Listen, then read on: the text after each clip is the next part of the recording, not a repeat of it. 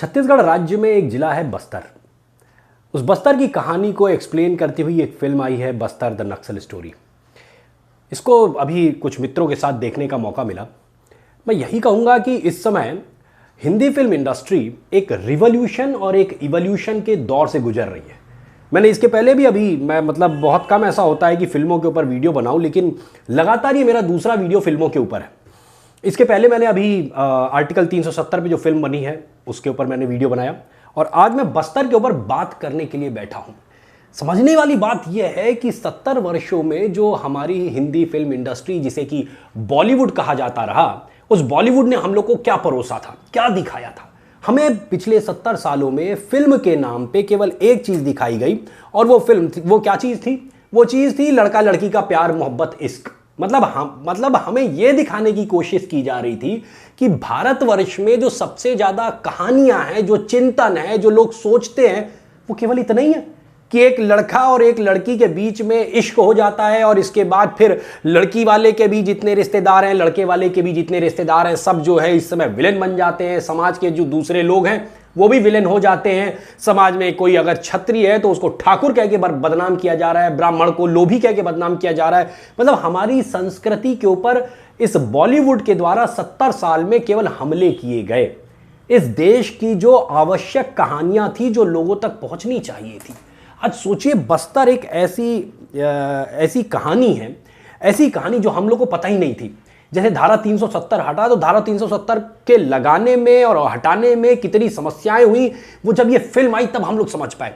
Kashmir files एक film आई तो हम लोग जान पाए कि कितने बुरे दौर से वहां के बासिंदे, हमारे ही सगे भाई बहन, भाई भारत की संस्कृति को मानने वाले वो लोग, और वहां पे वो कितना कष्ट उन्होंने सहा, हम उनके उस कष्ट को आज तब महसूस कर पाए जब इस फिल्म ने दिखाया। समझने वाली बात यह है कि 70 वर्षों में ये कहानियां हमें क्यों नहीं दिखाई गई।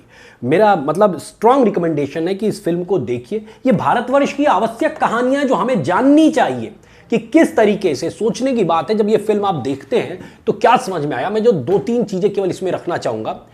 इस फिल्म में पहले तो हमने ये देखा कि कैसे एक पूरा जो नेक्सस है, एक पूरा नेटवर्क काम कर रहा है, और ये नेटवर्क हमारे ही देश के जवानों के खिलाफ काम करता है।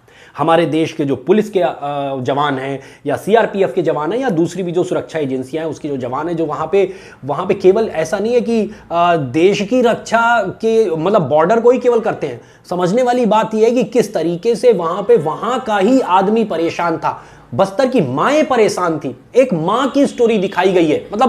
शुरुआत से वो मां को कैरी किया गया है और लास्ट तक उसकी कहानी को दिखाया गया है कि कैसे एक मां का जो बच्चा है वो उठा लिया जाता है नक्सलियों के द्वारा, वो ले जा रहे हैं उसको नक्सलाइट बनाने के लिए।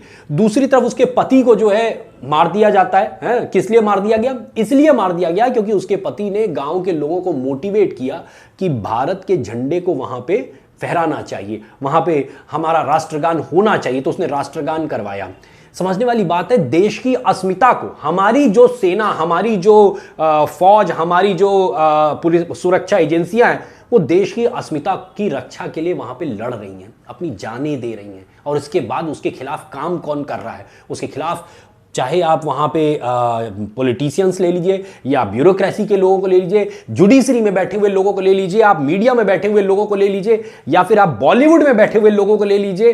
पूरा एक नेक्सस काम कर रहा है, पूरा एक नेक्सस काम कर रहा है। सब एक दूसरे के साथ जुड़े हुए थे, और वो किसके खिलाफ काम कर रहे थे? हमारे ही नौजवानों के खिलाफ। अदा शर्मा ने इसमें जबरदस्त काम किया है, और उसने एक आईपीएस अधिकारी का रोल प्ले किया। वो किस तरीके से गिड़गिड़ा रही है अपने होम मिनिस्टर से, जो स्टेट का होम मिनिस्टर था, कि हमारे जवानों को शहीद किया जा सकता है, एक नक्सलाइट अटैक होने वाला है, आप हमें और फौज प्रोवाइड करिए। तो हमारे जो वहां के होम मिनिस्टर थे, स्टेट के होम मिनिस्टर, उन्होंने वो देने से मना कर दिया। दूसरा भी किस तरीके से वो पूरे नेटवर्क से लड़ रही हैं, पूरे नेटवर्क से लड़ रही हैं, और वो पूरा नेटवर्क एक दूसरे को सपोर्ट कर रहा है। किस तरीके से जब हमारे जवान वहां पे 76 जवान वहां पे शहीद होते हैं, तो देश की एक बहुत बड़ी यूनिवर्सिटी, जिसका कि उसमें नाम नहीं लिया गया, लेकिन ये इट वाज ओनली जेएनयू है, तो जेएनयू में उन 76 जवानों की मौत पे, उनके शहीदी पे वहां पे जश्न मनाया जा रहा था कि मैं वो शब्द नहीं बोल सकता हूं जो शब्द उन्होंने बोले कि 76 देश के कैसे लोगों को उन्होंने मारा है। वो शब्द जो उन्होंने बोला इतना घटिया शब्द था। सोचने की बात है कि हमारे ही देश की एक यूनिवर्सिटी में हमारे ही देश के जवानों के शहीद होने पे खुशियां मनाई जाती हैं, तो ये कैसी स्थिति चल रही थी इस देश में। और इस कहानी को अभी तक हमसे छुपाया गया, ये कहानी हम तक नहीं पहुंचने दी।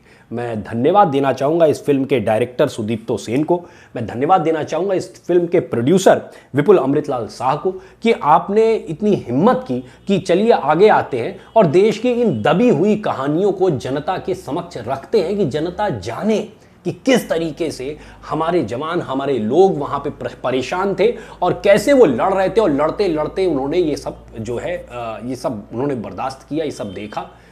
आज कम से कम देश में एक मजबूत सरकार है। आज देश में केंद्र में बैठी हुई सरकार इतनी मजबूत है कि आज किसी भी उग्रवादी समूह की या बाहर से आने वाले आतंकवादी समूहों की इतनी हिम्मत नहीं होती कि देश में कोई गलत गतिविधि करे। लेकिन 2014 के पहले तक इस देश में वो गतिविधियां हुई हैं, वो दर्द, वो खंजर हमारे सीने में भोंके गए हैं जिसका जो एक्सप्लेनेशन कुछ हो नहीं सकता है। ये मैं धन्यवाद करता हूं कि आज हिंदी फिल्म इंडस्ट्री जिस तरीके से इवॉल्व हो रही है और ऐसी ऐसी कहानियों के हम लोग के समक्ष ला के रख रही है, ये बहुत जरूरी है कि हम अपने युवाओं को, अभी छोटे बच्चों को लेके जरूर मत जाइए इस फिल्म के लिए, लेकिन जो हमारे टीनेजर्स हैं वो जाएं और देखें कि वास्तव में बस्तर की वास्तविक कहानी क्या थी, किस तरीके से हमारे लोगों को वहां पे प्रताड़ित किया गया, हमारा जो नागरिक है, हमारा आम नागरिक वो किस तरीके से पिस रहा था। वो बेचारा अगर पुलिस वालों का सहयोग करे तो उग्रवादी मार रहे थे, और अगर उग्रवादियों का सहयोग करे तो पुलिस वहां पे बीच में भाई इंटरवीन करती थी उनको। तो या तो वहां का आम आदमी ऐसा परेशान था कि वो उग्रवादियों से जाके मिल जाए या फिर वो जाके अपनी सुरक्षा एजेंसियों के साथ मिले, क्योंकि नेक्सस जो था, मतलब including the state government, state machinery जो वहां पे बैठी हुई है, जो पॉलिटिशियंस हैं, जो वहां के ब्यूरोक्रेसी के लोग हैं, वो नहीं सहयोग कर रहे। और अगर आप वो नहीं सहयोग, यही सेम चीज आपको अगर धारा 370 में जो फिल्म बनी, आर्टिकल 370, आप उसमें भी देखिए, उसमें भी यही होता है कि जो उसमें हमारी हीरोइन है उसको अगर आप देखें तो उसका सहयोग वहीं की सुरक्षा जो ब्यूरोक्रेसी में बैठे हुए लोग हैं वो नहीं कर रहे। तो कहने का मतलब एक बहुत बड़ा नेक्सस था जिसके खिलाफ देश के वो लोग जो वास्तव में देश की अस्मिता की, देश की जो है संप्रभुता की रक्षा करना चाहते थे, करते रहे। उनको कितना लड़ना पड़ा है, इन कहानियों को देख के यही समझ में आता है। तो इस कहानी को देख के एक तरफ मैं कहूं कि दर्द भी महसूस हो रहा है बहुत ज्यादा, मतलब आप आंखों में आंसू आ जाएंगे जब ये आप फिल्म देखेंगे, तो आंखें भर आती हैं जब आप ये फिल्म देखते हैं। तो एक तरफ दर्द भी होता है और एक खुशी भी होती है। खुशी इस बात की होती है कि कम से कम अब हमारी जो हिंदी फिल्म इंडस्ट्री है, जिसे ये कहानी रखने की जिम्मेदारियां दी गई हैं। भाई हिंदी फिल्म इंडस्ट्री या कोई भी फिल्म इंडस्ट्री, उसका क्या काम है? उसका यही काम है कि देश की ऐसी कहानियों को जनता के बीच में लेके जाए। तो खुशी इस बात की है कि आज हमारी हिंदी फिल्म इंडस्ट्री इतनी मैच्योर हो चुकी है और इतना बोल्ड हो चुकी है कि ऐसी दबी हुई कहानियों को सामने लेके आ रही है। तो इन सभी का धन्यवाद देते हुए, आदाश शर्मा जी का, सुदीप्तो सेन जी का, विपुल शाह जी का और इनकी पूरी टीम का धन्यवाद देते हुए मैं आपसे पुनः निवेदन करूंगा कि जरूर ये फिल्म देखिए और अपने घर के जो टीनेजर्स हैं, जो यूथ हैं, उनको भी इसके लिए मोटिवेट करिए कि वो ये फिल्म देखने जरूर जाएं। धन्यवाद।